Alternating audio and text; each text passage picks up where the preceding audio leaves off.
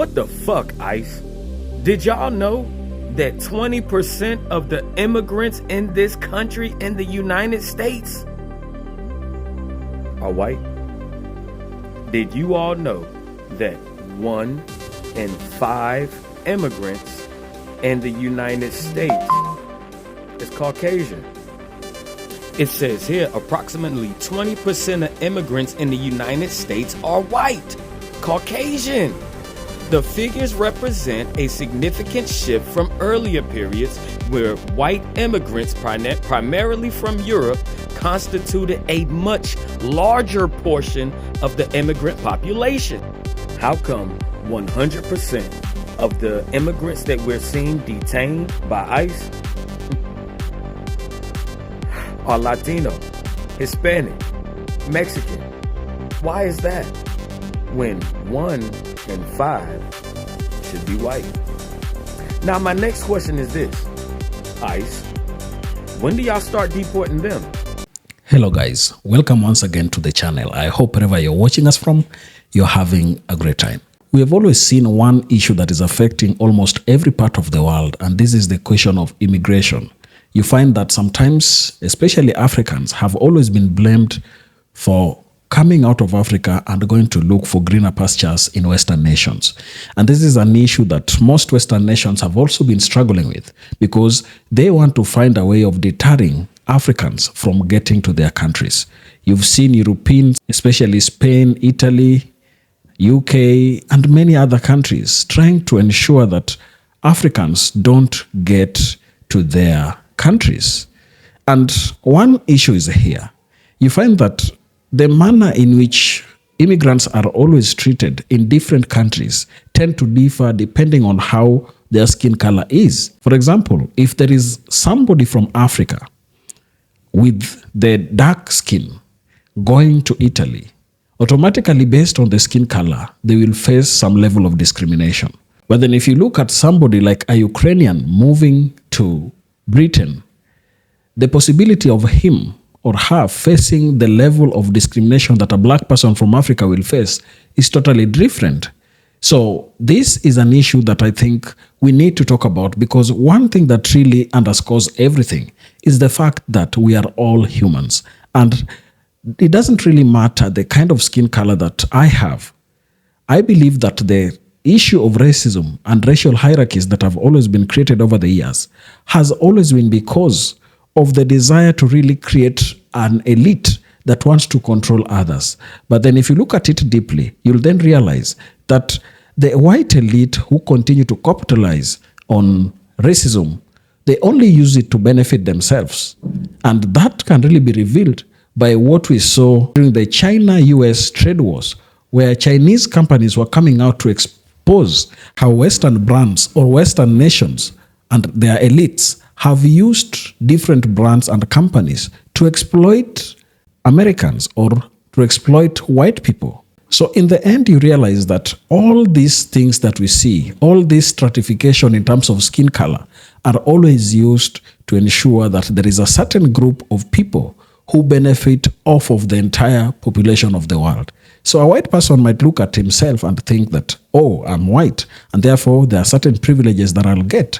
But then if you look at it deeply and keenly, you realize that the people who benefit out of these divisions that we have are the white elites, people who own big corporations, people who own businesses that want to continue profiting from the divisions that they create.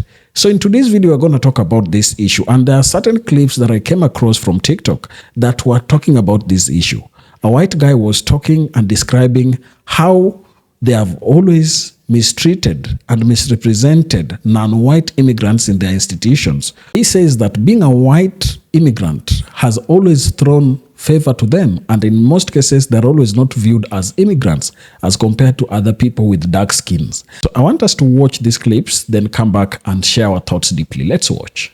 The thing about being a white English-speaking immigrant is that it's so unambiguous that all of the anti-immigrant, anti-foreigner sentiment, both back home and in this country, Aotearoa, New Zealand, all of the blaming immigrants for the unemployment problem, despite plenty of us immigrants also being unemployed, and et cetera, et cetera, et cetera. It's so obvious that all of it is racism. All of it is white supremacy, but these people will bend themselves into pretzels to try to lie to themselves and others that it's not racism. But that's the weird advantage of being a white immigrant, is that I can see the racism very clearly. Because see, I'm only an immigrant, and I'm only told to go home and get out of our country and all of these things when I'm politically inconvenient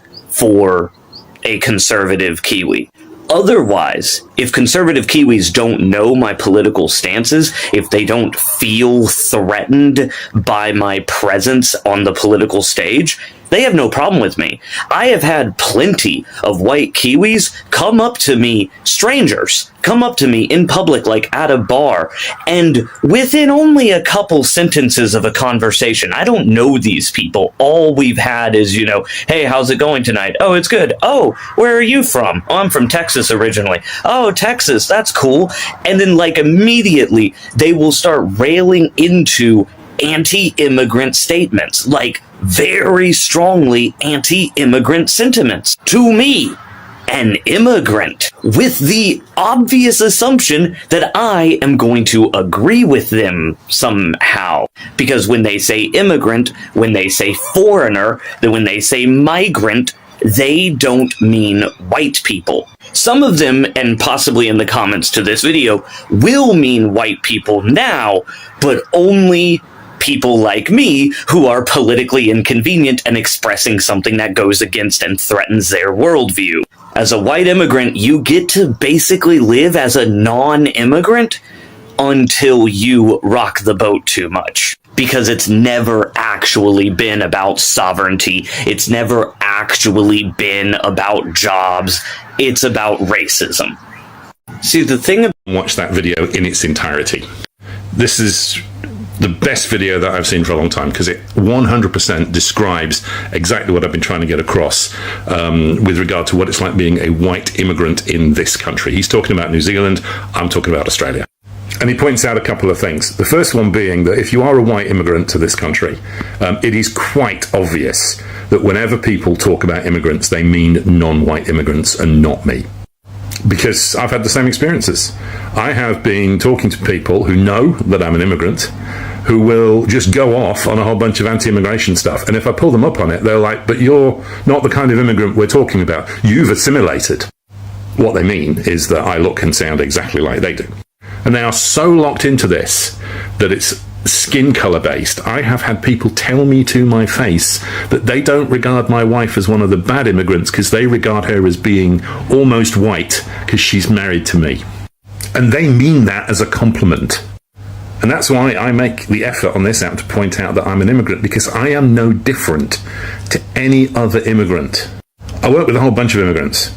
Okay, some people from Southeast Asia, some people from, China, India, and they're all basically doing the same that I'm doing. They're just making a life for themselves here. They're going to work, they're coming home, they're feeding their families, they're obeying the law, they're just wandering around doing regular stuff. But for some reason, I am deemed to have assimilated and they are deemed not to be assimilating. And it is because they look different and they may have different religious or cultural practices in the home. All of which, I would point out, can run in parallel and are no threat to anybody else. So whenever I hear somebody banging on about immigration, I immediately assume that what they really mean is that person is a different skin color to me. I made the mistake of going through the radio and listening to MSNBC by accident. I don't know why, I just had it in the background. And this reporter said, "This is not who we are." Yeah, it is. It's exactly who we are as a country. Too many of us refuse to admit that's who we are because of our privilege. 14 million children go to school hungry. 36.8 million people, or 11.1% of our population, live in poverty. 1.9 million people are incarcerated, the highest number in the world. 800,000 people approximately that are homeless in this country. 40,000 plus people pass away every year from firearm violence. Women don't even have rights. They have their sepsis rates going up. We have a convicted felon in the White House. What do you mean that's not who we are? For 200 years, we treated people that were black less than everybody else. We said they were only worth 3/5 of a person. And the people that made those laws owned black people, like livestock. The founding fathers that you guys worship.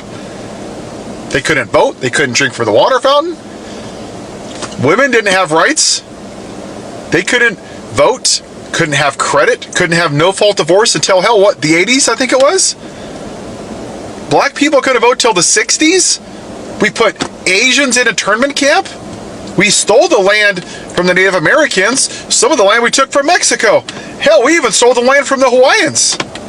So, honestly, what do you mean that's not who we are? This is who we've always been.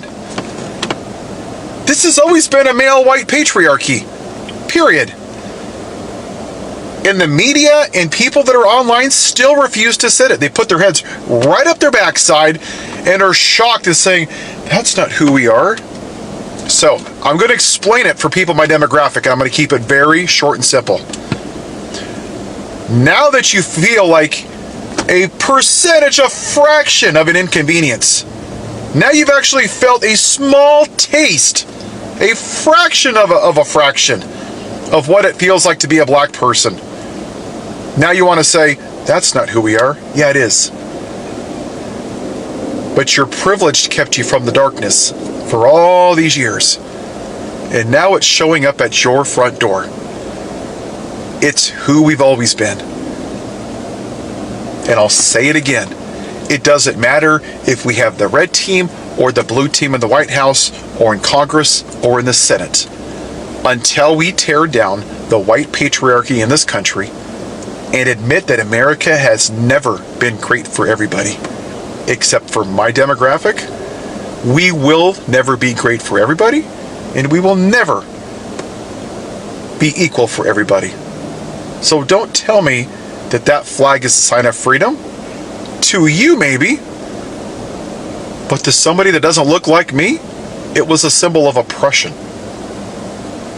Have a good day.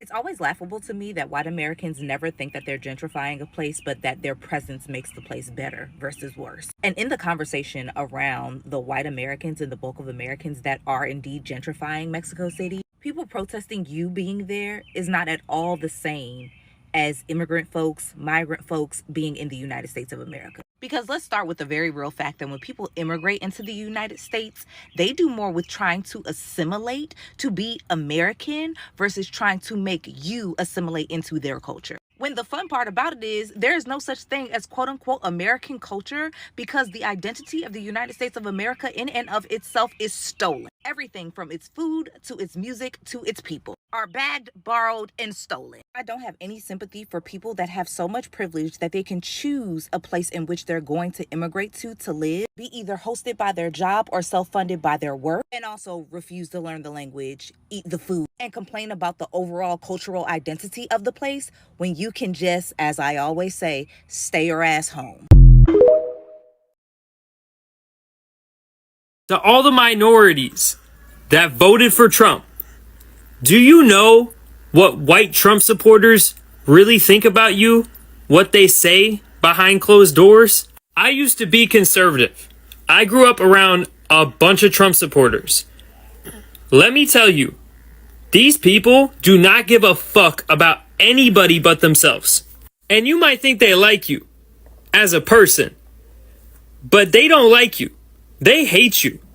They only like what you stand for. As soon as you switch up, they're gonna switch up too. They only like you now because you are giving more power to white supremacy. Every white Trump supporter I've ever met is at least mildly racist, if not full-blown ignorant. Back when I had these conservative beliefs, every time the topic of racism would pop up, I would stand my ground. I don't believe in that. I think you're wrong.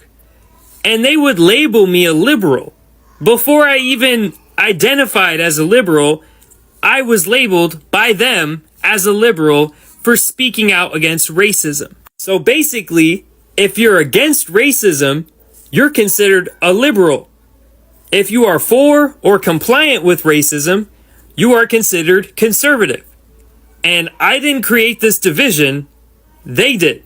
I heard many of their conversations talking shit about every person who is not white. Any person who is not them, they have a problem with. And the ones who are mildly racist are even worse, because when they get around somebody who is full-blown ignorant, they become just as ignorant and just as loud and arrogant as they are. They will not defend you. They will not fight for you. As soon as they have gotten what they need out of you, they will treat you just like the rest of them. I do love it when white people point out that I'm white while I'm criticising the white race. Really.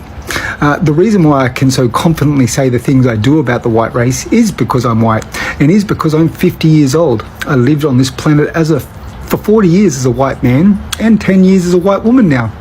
I grew up in white race Australia. I was raised by uncles and aunties and all the rest of it that were racist, that were bigoted. When all those loving husbands and I was in the backseat of the car as a little kid and they would drive me around, they would say misogynistic fucking horrible things about women. You see, I am one of the people that lived it. I know it. So no matter how much you sit there and say it's not it, you can't fucking tell me that's the truth, because this is my entire fucking life in Australia, living with you white fucking racist cunts. This is it. This is the reality. So take your little "it's not that way" and fuck right off. Although it may be shocking, a lot of racists genuinely believe they are good people, and here are the top 5 ways they try to convince themselves it's true. Number 1, when they're called out, instead of taking accountability for their actions, they simply blame the person who accused them.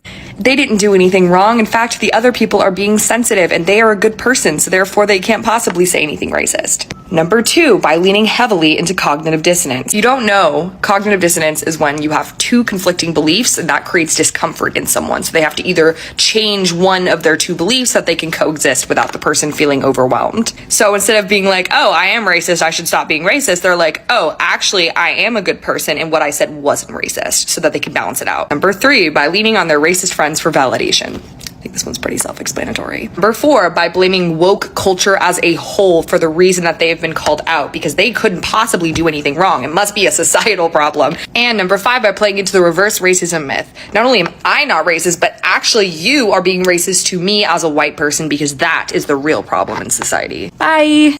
Hey, white people. We need to have a talk. And this isn't all white people. This is the white people who are giving me a hard time today.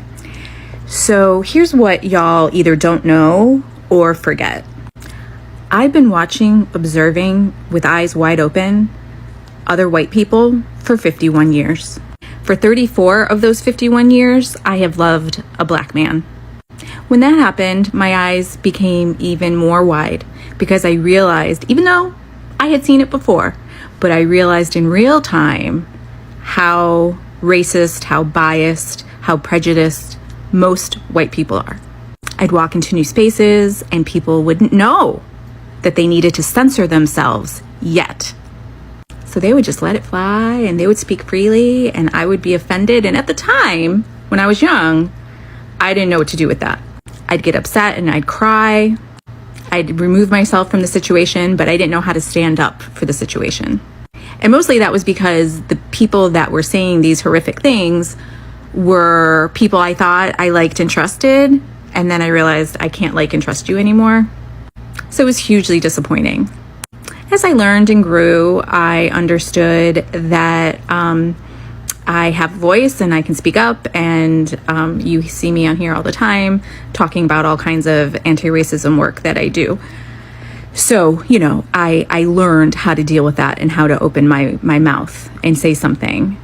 You might remember that at my last job, I was there for over 20 years. So the first few years, I heard some derogatory things, and then people learned who I was and said, ooh, we can't say those things in front of Tracy. So I foolishly thought that maybe the world was changing because people didn't say that stuff around me anymore. I mean, I know realistically, when I think about it, I knew they were censoring themselves, but I guess I just enjoyed being in those spaces where people either truly didn't have terrible views and racial biases, or they knew enough not to say it in front of me. But then fast forward and I start a new job where, I was last year at a new school, and it starts all over again. And this time though, because I have my voice, I can say something and I can help educate, and I can say, hey, I know, you may not have had bad intent with that comment, but let me tell you what you just said. So I appreciate y'all telling me that ghetto is a fine word and that there's nothing wrong with saying it, and then you're calling me the racist for thinking there's something wrong with it. But I live and breathe in this world that we're in, and it's a derogatory term. So let me tell you that I don't want to hear it. So if you're around me, please don't use it, particularly as an adjective to call somebody or something ghetto. Although, why would you want to describe the place where you live? And that if it's all these people, I'm white and I grew up in the ghetto. Okay, do you want a sticker or a sash or something? I don't really know what your point is. I'm sorry, does it annoy you that I'm bitching about racism? I didn't mean to annoy you today, but I don't know why it's always white liberal women. But I can tell you why this white liberal woman is always bitching about that racism. Because I witness racism every single day. Because racism is going to be the downfall of our country. Because now, today, which is July 9th or 10th, it's more relevant to talk about racism and white supremacy than ever before in our country, because it's literally tearing our country apart right now. So I don't like what I see. I don't like seeing people suffer.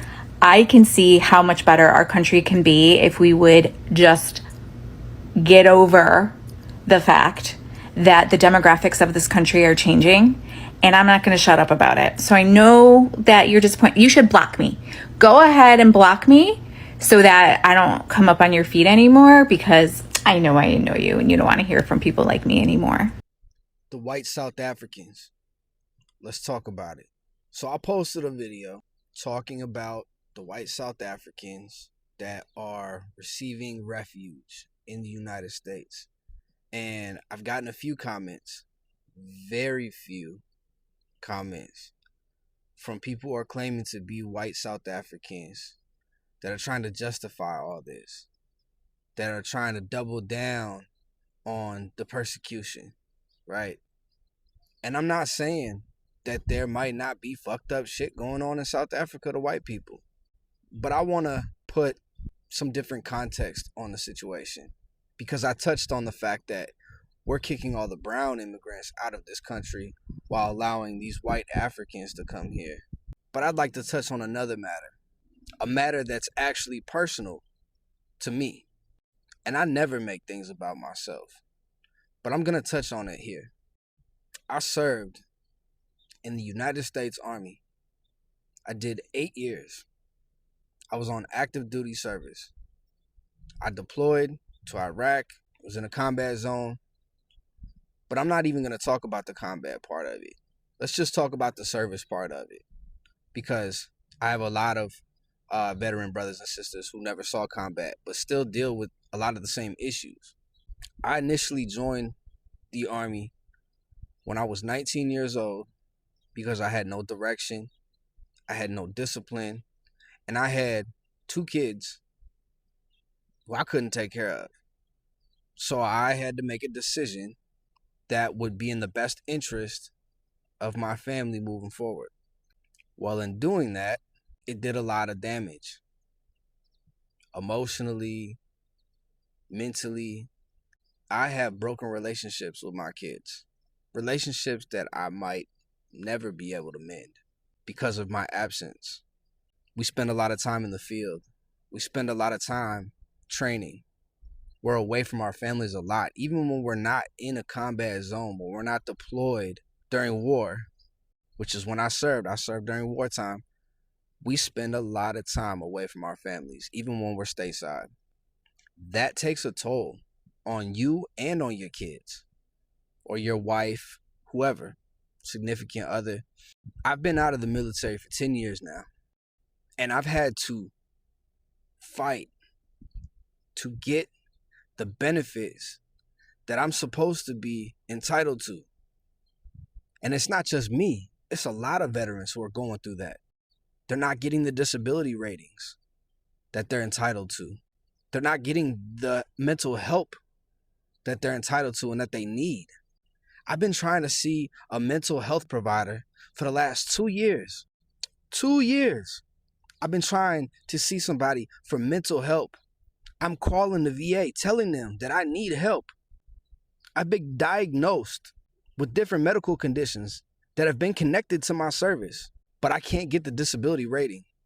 I work 7 days a week, 12 to 13 hours a day.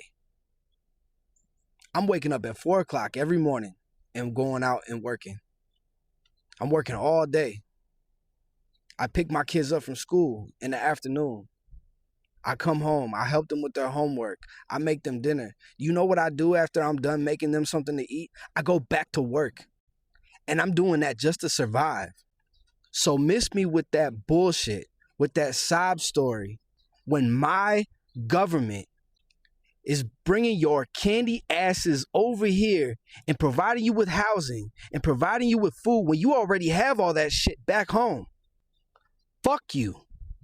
Let's talk about being a white illegal immigrant in America. I was born in America, but my father was not. He was born in Sweden. My parents, when they got married, they came over here legally. My dad got a work visa and then a green card. Eventually, my father lost his job, his green card expires, and he stays in America. My father is now considered an illegal immigrant. My father was arrested multiple times, did drugs, all while not having legal documentation. They never once threatened to deport him. Why? He's white! It's because he's white! Like, y'all, are you not seeing what I'm seeing? If you're a white person talking about, oh no, we're deporting them because they're illegal, you're racist! You're racist because you wouldn't deport a white person. Wow, welcome back to the channel. Now, looking at what the people who have spoken in the videos have said, you get to understand how white privilege works. You find that dark-skinned people or people from Asia, Middle East, or any other part of the world, they are always treated differently compared to people from white or Western nations. If an American goes to United Kingdom, the way he will be treated is totally different from how a Chinese who goes to United Kingdom will be treated. And that tells you how these divisions have worked over the years. It is quite interesting to note that human beings have normalized these divisions and they've taken them as a norm to really believe in them and think that they are things that are abstract and can't be changed. However, if you look at them keenly, you will realize that there is a sense in which these things are not even benefiting us.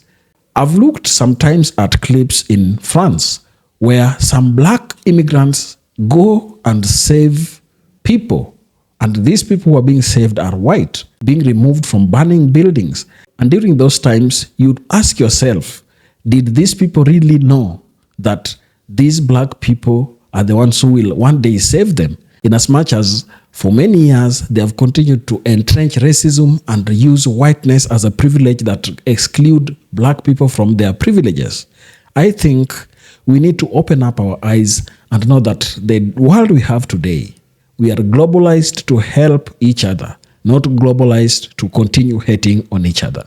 Some white Europeans perceive unfair treatment of non-white immigrants compared to white immigrants due to disparities in social acceptance and integration.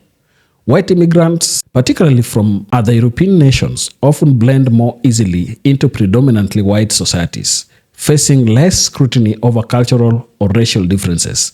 Non-white immigrants, however, may encounter stereotypes or assumptions about their traditions, religion, or appearance, leading to social exclusion or discrimination. This perception stems from observable differences in how communities and institutions respond to immigration based on visible racial markers. So basically, there are certain observable racial markers. For example, the skin tone, that will tell you openly that this person, there is a possibility that he is not a native of this place.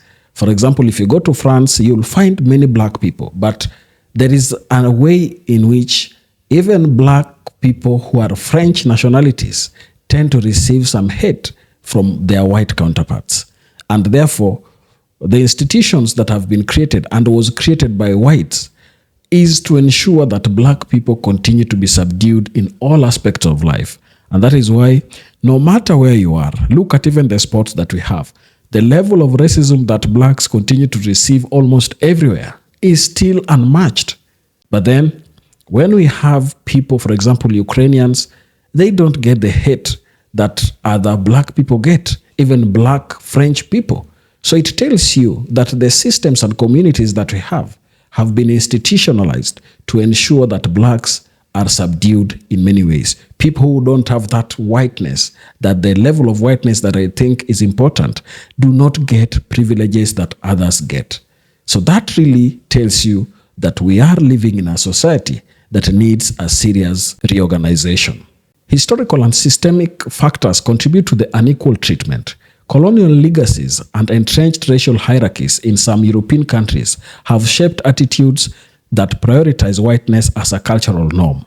White immigrants from countries with shared histories or values are often seen as closer to the host culture, while non-white immigrants, particularly from Africa, Asia, or the Middle East, may be viewed as others. This can manifest in stricter immigration policies, heightened surveillance, or biased media portrayals targeting non-white groups, reinforcing the sense of unequal treatment. This thing that blacks face is a multifaceted hate that really comes from different areas.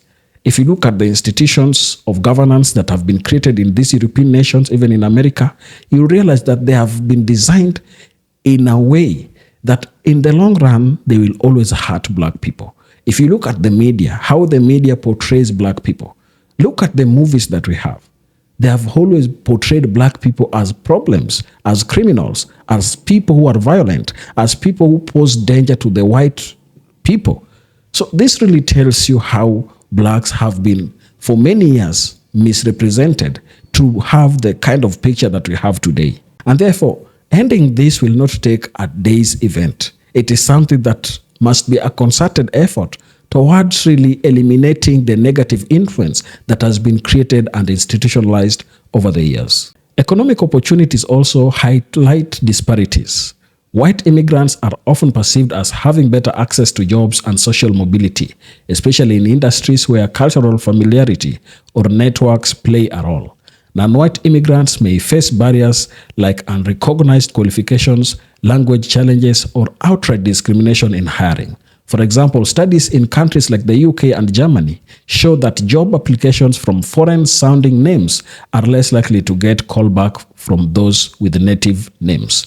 Even with identical qualifications, this fuels the belief that non-white immigrants are systematically disadvantaged, and that is not a lie. Non-white immigrants are systematically disadvantaged. There are certain instances where the skin color that one person has will be used against them, regardless of the qualification that they have. Look at even in the healthcare industry. You realize that there are certain inventions. Most medicines that are always used have their roots in Africa.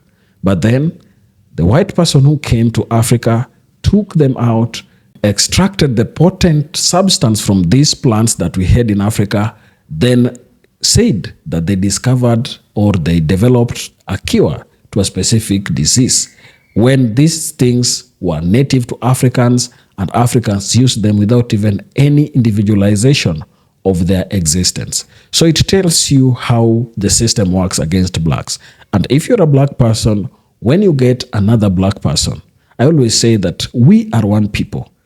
Whether you're a foundational black American, whether you're just an African, or you're an African who is working in United States or these European nations, you must know that the fact that we have this skin will not make one person get favors against another person. We will be treated equally as blacks. The way they view you, a black American, and the way they view an African is almost the same. It's just that you have lived with them. So there are certain things that you have learned about them that they know you know about them, so they might not expose them to you. But if you look at the kind of level or the grading that they have given you, it's just equal. They look at a black person and they think this person is totally useless. Look at the police, how they respond to black people. Someone can even call the police for a young black person who is just playing in the backyard. This tells you the level of hate that blacks have endured. If a person can call the police to a child, what does that tell you? You are a black American. You are a black French person. Do you think you are more important than a black person in Africa? They don't think so. They believe you are just trash, as they think us blacks in Africa are also trash. The concept that non-white immigrants are not equal to white immigrants often ties to implicit biases and societal structures that equate whiteness with belonging. In some European contexts, national identity is implicitly tied to racial or ethnic homogeneity, making non-white immigrants seem like perpetual outsiders. This can lead to policies or social attitudes that treat non-white immigrants as less deserving of equal rights or opportunities, such as longer waits for citizenship or limited access to welfare benefits compared to white immigrants. Critics argue this unequal treatment reflects a broader failure to address racism and xenophobia. While some white Europeans acknowledge these disparities and advocate for change, others may deny or downplay them, viewing immigration challenges as uniform across groups. However, the lived experiences of non-white immigrants, marked by higher rates of social exclusion, workplace discrimination, and cultural stigmatization, suggest a persistent gap in how European societies treat immigrants based on race, fueling ongoing debates about fairness and equality. This really sums up everything. If you look at a black person, one thing I always say, since we have been hated for over many years, I always say that as a black person, when you find another person who is black, don't ever try hate such a person. The kind of persecutions that you've gone through, he's gone through them, or they are implicitly going through them. So we just need to spread love. There is no need of someone calling me out saying that you, an African person, why can't you talk about African issues? We are talking about black issues, and black issues cut across. There is no one who will be treated better just because he has a different location. You are black. The kind of challenges I face, the white targeting towards black people exists everywhere. And as a person, I face them, and as a person, you face them. Whether you are an African, whether you are a foundational black American, there is no one who's going to treat you differently. Look at Donald Trump right now. He is someone who said he wants to make America great again because he thought Barack Obama, who is not as white as they wanted, who is a black person, became president. And therefore he thought being a black person in America, heading the government, makes America bad. And therefore they want to make it great again. This tells you the way they think about us. And I believe we need to come out and call out those kind of tendencies, but in the end, spread love among ourselves so that we don't come fighting within ourselves and also fight with the white people. Share your thoughts down in the comment section. And if you're watching us for the first time, please consider subscribing to the channel. Thank you, and let's meet on the next one.